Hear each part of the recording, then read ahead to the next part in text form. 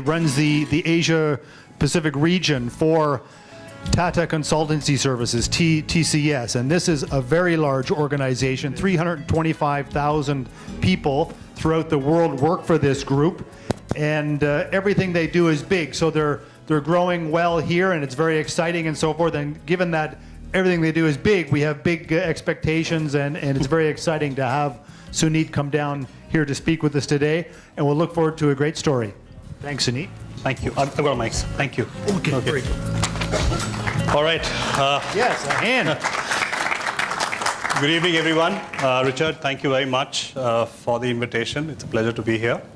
I think the challenge about coming last is that there is very little new to say. It's one that one has to say. I think pretty much most of what I wanted to talk about has in parts been covered by speakers before me, so which I think is also a reassurance that we seem to be on the right track. I think Prabhakar spoke about focusing on verticals. So I think TCS BPO is that's been the strategy that's made us the #1 BPS out of India. Almost 70% of our revenues comes through vertical. So Michael spoke about robotic automation. That's been our that we very heavily invested in that in the last couple of years across banking, in utilities. I've got a small video that I will play which talks to that. Jubin spoke about analytics. I think now it's no longer a separate service that you need to have. It needs to be embedded very clearly into your offerings. So when you're making an RFP defense, unless there is very clearly insights coming which make which gives business insights into problems, it doesn't really count. I think most of those IT service providers spoke about having an integrated solution which encompasses everything, consulting, operations, and IT. So I think that's pretty much there. Business outcomes, it's no longer about efficiency. Everybody knows that you have to meet the SLAs. It's the effectiveness of how well you do it. I think that's what's going to make the difference. I think that's very clearly a trend. Marcel, I think he disappeared. Marcel? Yeah, so I think he covered pretty much a lot of what I wanted to say. So automation, artificial intelligence, and a globally networked delivery model. So I think I just did your job. If you're planning to summarize, I think I summarized it for you. And I think the first speaker, Dan, the fact that Philippines is growing, the non-voice operations are growing, the non-contact center in other areas, I think that's something that we are very seeing. So I think it's pretty much, I didn't have very much to say, but having said that, it's great to be in the Philippines. We were a little late as entrants as were some of the other providers, but the journey has been phenomenal. A couple of weeks back, we had our annual offsite, which where the CEO kind of charts out the journey for the year, and in that, and which you can imagine for an organization which has 360,000 people, 325,000 people, is a huge affair, right? So, and TCS Manila, the center here, actually got voted the best delivery center across the globe. So that's a huge testament to the organization that has come about, the people that run these operations daily. The good story is that it is not just a contact center. Yes, we do have folks today, but it's an extremely balanced. So we do IT services, we do vertical services across banking, utilities, telecom.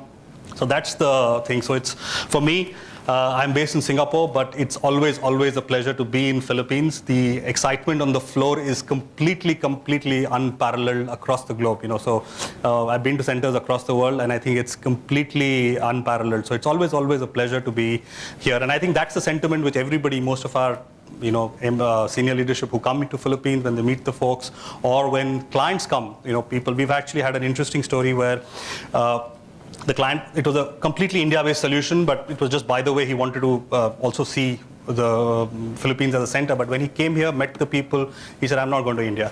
I want to be in the Philippines there. So we had to kind of work overnight to change the solution. And I think that's what my colleague Kathy did. And so now that process is transitioned now. So I think it's great. So Philippines is very integral to our overall network delivery model, or GNDM as we call it. And I think it's going to continue to play a key role. All right. So I do have slides. Which I will talk about, but I think I can skip through quite a few because I think a lot of it has got covered. Okay, what I had thought is that I would talk a little bit about this, meaning just indicate the global trends that we are seeing. I think a lot of that has got covered.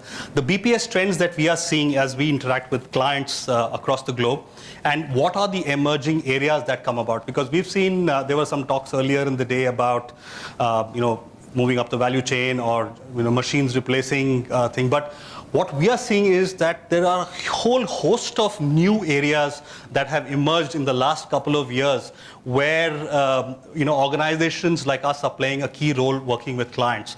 5 years ago, if somebody had said fraud analytics I would be doing for a leading bank, people would have been really surprised. But now it's pretty much there. Banks don't have the capability, in terms of there's so much data available that you really need to kind of think. So those are the three things which I think I thought I'd speak about. We all know this. I think pretty much we are extremely integrated now. Any key change, any part of the globe has a huge impact everywhere. So I think that's one. I think we spoke about the oil crisis. I think the challenges that's forcing companies to become a lot more efficient. We spoke about convergence of media. I think digital and social, robotic automation, artificial intelligence, pretty much there. So there is huge trends are there, the Internet of Things. We think all of this got discussed in fair amount of detail. In terms of the pace of change has been incredible. It's never been as fast as it is in the last couple of years. And I think this pace of change is going to continue. It's really up to service providers how quickly they adapt. And now, in terms of how quickly they are able to adapt to these changing trends and work with clients in solving real business challenges. It is no longer about help me reduce my costs. It's how am I helping him survive? How am I helping him meet his business objectives going forward?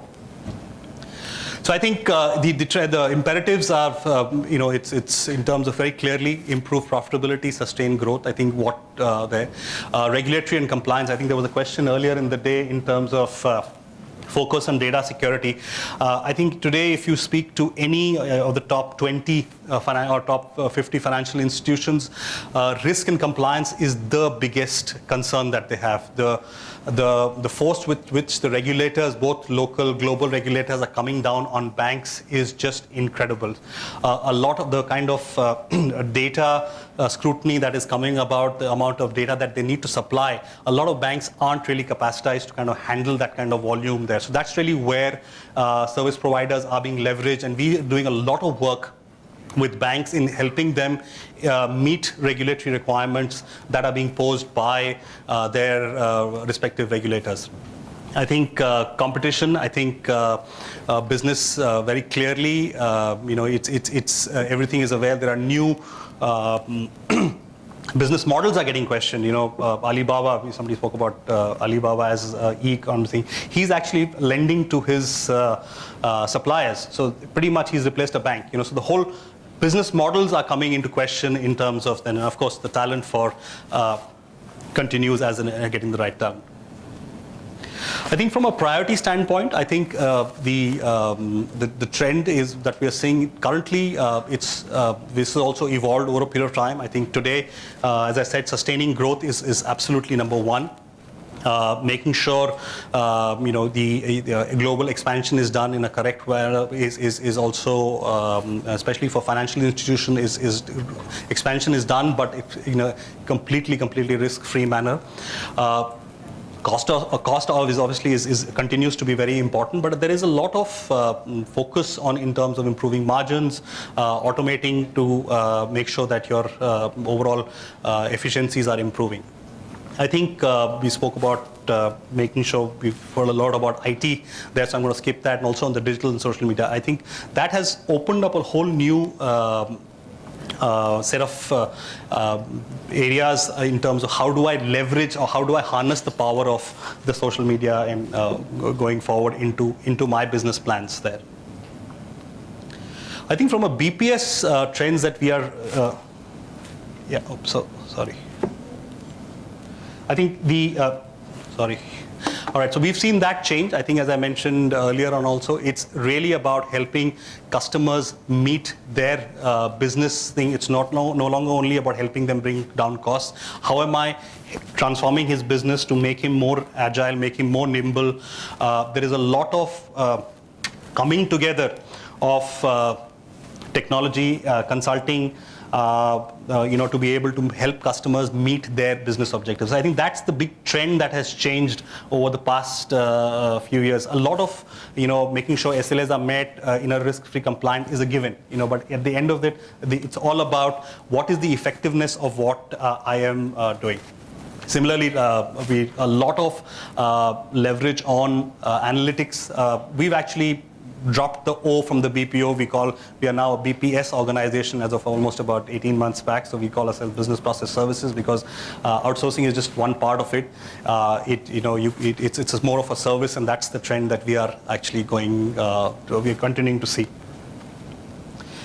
So what technology, of course, I think that's the legacy of the TCS is a much larger IT organization. Business Process Services is a very large division, but IT is there. So I think that bringing them together is what we are seeing is really helping. So a lot of the automations that we are using to drive efficiencies, and I think a couple of speakers spoke about that. I think that's really important from a banking perspective. We work with a lot of banks, so I think making sure that data, automating it to make sure that their data is reliable, it's operational from a risk management point of view. We've invested in a number of platforms because that's really where the entire move away from capex to opex is in terms of, and also helping them reduce the overall TCO is what very clearly comes about. And I think TCS has invested and continues to invest. We have close to about 10 platforms which we typically leverage, and we are seeing a lot more. Previously, even in organizations, the IT organization, the CIO, and the operations leader were different entities. Now we see them coming together and at least coming to the same table when we are discussing them rather than in a siloed approach. So we're seeing a lot of that. I think a lot of we also realize that it's difficult to replace ERPs, because it's when you're trying to bring efficiencies, it's difficult to replace ERP. So a lot of bolt-on tools have been invested in, I think, in terms of value enhancers, which kind of improves efficiency, and of course, leveraging a lot of the analysis, the metrics data which is available, making sense of that. There is a lot of data available. How do I make sense of it into helping me make my decisions? This is, in terms of what I spoke about, the new opportunities that are coming about, which is quite extraordinary. A lot of is as we evolve, a lot of investment going there, and that's where a lot of the focus is go. So as over a period of time, as a lot of the mundane jobs get automated or services get automated, that kind of opens up a lot more new things, especially driven by a whole host of trends which are coming along there. BPaaS, of course, is BPaaS, Business Process as a Service, is, of course, has been there for a while, and we see that coming across and continuing to be. Robotic automation is right up there. So, Michael, to your point, it's there. It's a very high focus area for us also. I spent some time, on this one kind of thing. So I think very focused on industry-specific platforms, and this really comes about when you know the industry very well. It's not a generic approach. It is once you know the industry, you have services. Those are just some of the platforms that we have, that we support, and this is really bringing together the technology, the operations, and the consulting part of it to kind of deliver as a service there. A lot of focus here, and I think on the marketing analytics and also on the risk analytics. I think a lot of work being done in terms of as regulators put more pressure, ability to kind of make sure that their portfolio or make informative decisions to help meet their regulatory requirements or make sure the profile is sound is something that is being leveraged quite large by our organization and the other thing.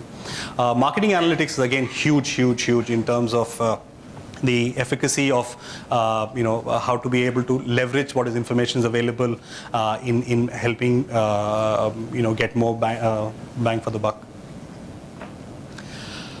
This is something interesting, and just to kind of integrate what I spoke about, robotic automation is it's been, automation has been there, but it's really, there are two ways to look at it. One is in just the arms, I'm just automating an activity, so that's one. But how am I making it more intelligent to be able to make decisions more easier? So so there is an arm of the leg, so which has been around for a while, but now it's more the brain. So actually in Kolkata we have a floor which is where we call the FT-less BPO, where for a utility company in the UK you have a room just of computers, and that's really making a huge impact. So a lot of investment in there, because this really needs to bring together a lot of the knowledge that you have, the artificial intelligence that the system is able to capture and build, and be able to transact on behalf of that. So could I just request, I know I rushed a little, but I thought just kind of, we are nearing the end of the day. I'd like to play a video right now, because this really, it is happening, and it's happening here and now. So we have several examples. I've chosen one from the media services arm of our company. So just take a look at that. In 2012, TCS deployed robots for a Yellow Page directory publisher for ad scheduling. This has significantly enhanced process efficiency and delivery. The publisher checks and validates each ad to ensure its correct sequence, based on guidelines to meet publication deadlines. Prior to robotic automation, a TCS associate would receive work orders with information on the publisher's customers and their ad requirements. Review work orders to validate ad placement against guidelines on competitive and duplicate ads and identify irregularities. Compare exceptions against the previous issue of the digital directory. Identify required changes to the ad schedule. Update these changes in the online and scheduled database. And finally, annotate the changes in the work order and share it back with the publisher. Post-robotic automation. TCS Robot siblings, Robo Extractor and Robo Formatter, identified the required changes without human intervention. Robo Extractor browses the work order to extract customer and advertisement details. Robo Formatter validates ad placement against guidelines, compares the ads with previous year's placement, identifies irregularities and provides change instructions to the TCS associate. The TCS associate refers to the change instructions, updates the ad schedule database, and makes annotations to the work order. TCS Robotic Process Automation has helped in achieving first-time right processing with near 100% accuracy within the defined turnaround time. It has also led to significant improvement in productivity with information on the publisher's customers and their requirements. Thank you. That's all that I had. I hope you liked the video, because that's really happening here and now. And I think we have several of these. This is just, we have one for the utility space, one in the banking. So it's a lot of these things. So thank you very much for Very, very good.